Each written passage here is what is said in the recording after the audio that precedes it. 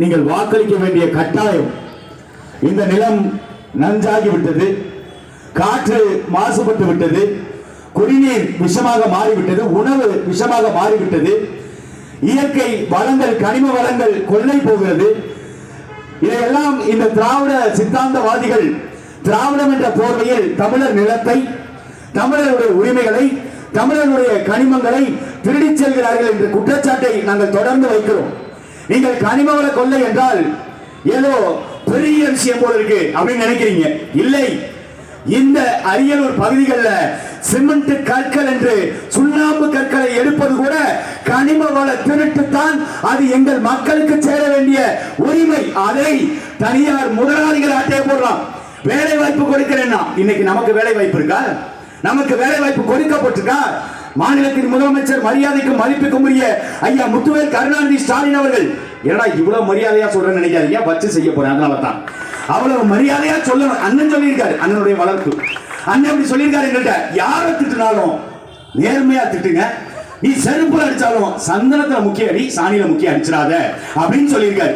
அதனால பெரும் மதிப்பிற்கும் மரியாதைக்கும் உரிய முத்துவேல் கருணாநிதி ஸ்டாலின் அவர்கள் மேலே போட்டு பேசுறார். வெளிநாடுகளுக்கு சென்று இருந்தோம், துபாய் தேசத்திற்கு சென்று 6000 கோடி முதலீட்டை ஏற்றுக்கொண்டு வந்திருக்கிறேன். 6000 கோடி முதலீட்டில் தமிழ்நாட்டு இளைஞர்களுக்கு வேலை வாய்ப்பை கொடுக்கிறதுக்கு அவர்கள் ஒப்பந்தம் கையெழுத்திட்டு இருக்கிறார்களே, எடப்பாடி ஆட்சியில் இதெல்லாம் நடந்ததா அப்படின்னு கேட்கிறேன்.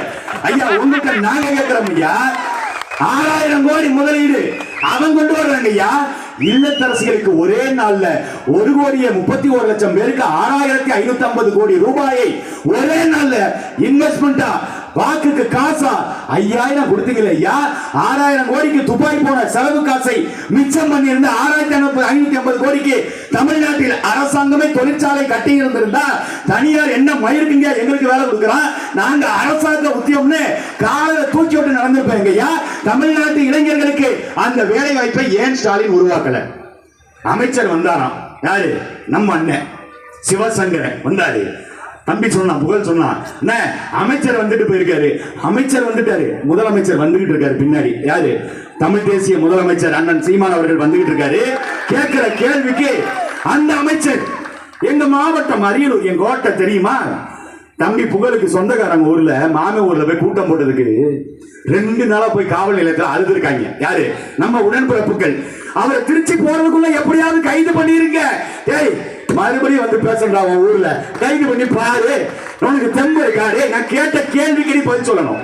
நீ வேலை வாய்ப்பை உருவாக்கல, இந்த மாவட்டத்தை கட்டுக்குள்ள வச்சிருக்கிற எங்கள் அமைச்சர் சிவசங்கரன் பேசுற, அவர் நடத்துற போக்குவரத்து துறையில 1,00,000